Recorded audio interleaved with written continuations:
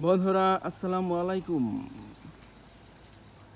বন্ধুরা, ভারতের BJP RSS বাহিনীর সদস্য মিস্টার মোদি, মিস্টার যোগী, মিস্টার হিমন্ত, মিস্টার শুভেন্দু, এরা সবাই মিলে বাংলাদেশের বিরুদ্ধে চক্রান্তে মত্ত সব সময়।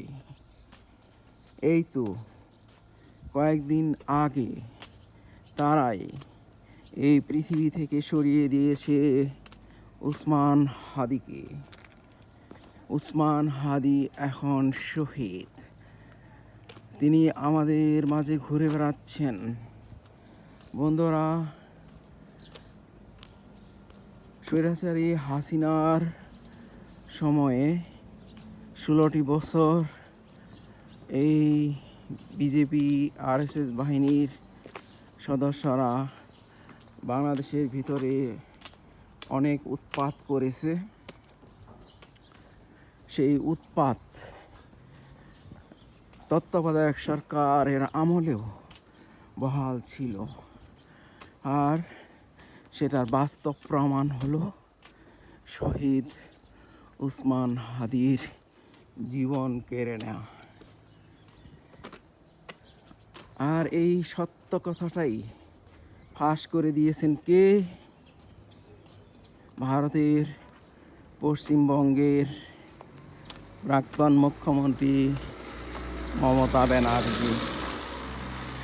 মমতা ব্যানার্জি অবশ্য সরাসরি ওসমান হাদির নাম উচ্চারণ করেননি, তারপরেও বাংলাদেশের জনগণ বুঝে গেছে যে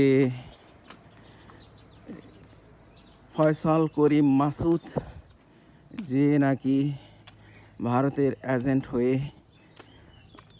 বাংলাদেশের ভিতরে শহীদ উসমান হাদির জীবন কেড়ে নিয়েছে, তাকে বাংলাদেশ থেকে বর্ডার পার করে সরাসরি ভারতের মেঘালয় নিয়ে গেছে।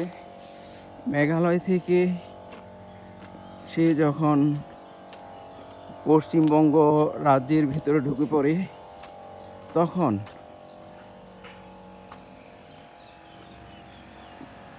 প্রাক্তন মুখ্যমন্ত্রী মমতা ব্যানার্জির নিরাপত্তা বাহিনীর লোকেরা তাকে ধরে ফেলার পরে, অর্থাৎ ফয়সাল করিম মাসুদকে ধরে ফেলার পরে কি করে, তাকে আটকে দেয় আর তাকে জিজ্ঞাসাবাদ করে। জিজ্ঞাসাবাদে প্রাক্তন মুখ্যমন্ত্রী মমতা ব্যানার্জি সমস্ত তথ্য উদ্ঘাটন করেন এবং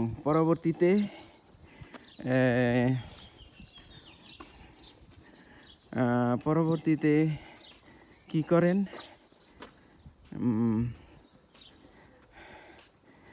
সেই তথ্যটা গোপন রাখতে বলেন কেন্দ্রীয় স্বরাষ্ট্রমন্ত্রী, ভারতের কেন্দ্রীয় স্বরাষ্ট্রমন্ত্রী অমিত শাহ মমতা ব্যানার্জিকে কোনো প্রকার তথ্য ফাঁস করতে নিষেধ করেন। আর সেই তথ্য ফাঁস তিনি করেননি এতকাল, গত 7 মাসের মধ্যে, কিন্তু হঠাৎ করে কয়েকদিন আগে তা ফাঁস করে দিয়েছেন।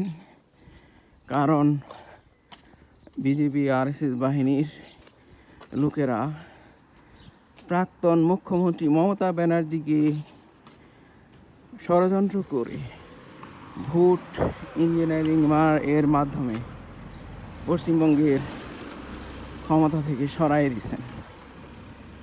আর তাদের উপরে এখন চলছে দমন পীড়ন, নির্যাতন। সেটা সহ্য করতে না পেরে তিনি সত্য ফাঁস করে দিয়েছেন এই বিজেপি আরএসএস বাহিনীর ষড়যন্ত্র বাংলাদেশের ভিতরে যে ষড়যন্ত্র, সেই ষড়যন্ত্র ফাঁস করে দিয়েছেন। সেই ষড়যন্ত্র ফাঁস করে দিয়ে তিনি বাংলাদেশকে সজাগ করেছেন, বাংলাদেশের তিনি উপকারী করেছেন। যদিও বাংলাদেশের মানুষ ঘুমন্ত থাকতে পছন্দ করে, তাদেরকে জাগিয়ে তোলার চেষ্টা করেছেন। সেজন্য প্রাক্তন মুখ্যমন্ত্রী মমতা ব্যানার্জিকে অসংখ্য ধন্যবাদ। তার প্রতি বাংলাদেশের জনগণ কৃতজ্ঞ।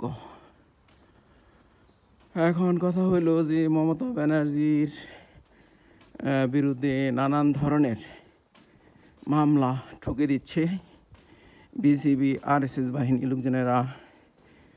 একজন উকিল, নাম হলো রিঙ্কু চট্টোপাধ্যায় সিংহ, তিনিও মমতা ব্যানার্জির বিরুদ্ধে মামলা ঠুকে দিয়েছেন যে তিনি বাংলাদেশের ব্যাপারটা প্রকাশ করে ভারতের স্বাধীনতা সার্বভৌমত্বের প্রতি হুমকি নিয়ে আসছেন।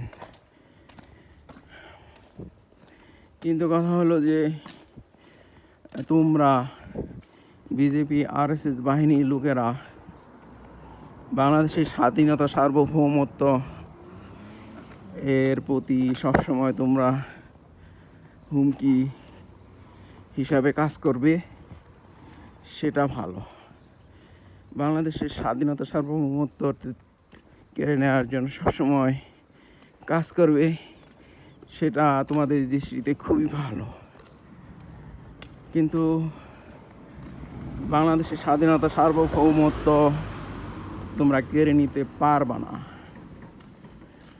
তোমাদের পশ্চিমবঙ্গ, ত্রিপুরা, আসাম, মেঘালয়, মিজোরাম, এই সমস্ত রাজ্যগুলা স্বাধীন হয়ে যাবে যদি তোমরা বাংলাদেশের স্বাধীনতা সার্বভৌমত্ব বিরোধী চক্রান্ত থেকে বিরত না থাকো। এটা বাংলাদেশের জনগণের দাবি যে তোমরা যদি এই চক্রান্ত চালিয়ে যাও তাহলে তোমাদের রাজ্যগুলো স্বাধীন হয়ে যাবে। এটা তোমাদের প্রতি পরামর্শ। তোমরা বাংলাদেশ বিরোধী স্বাধীনতা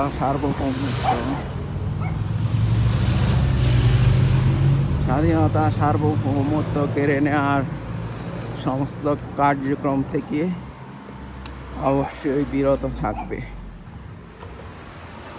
সবাই ভালো থাকুন। আল্লাহ হাফিজ। আসসালামু আলাইকুম।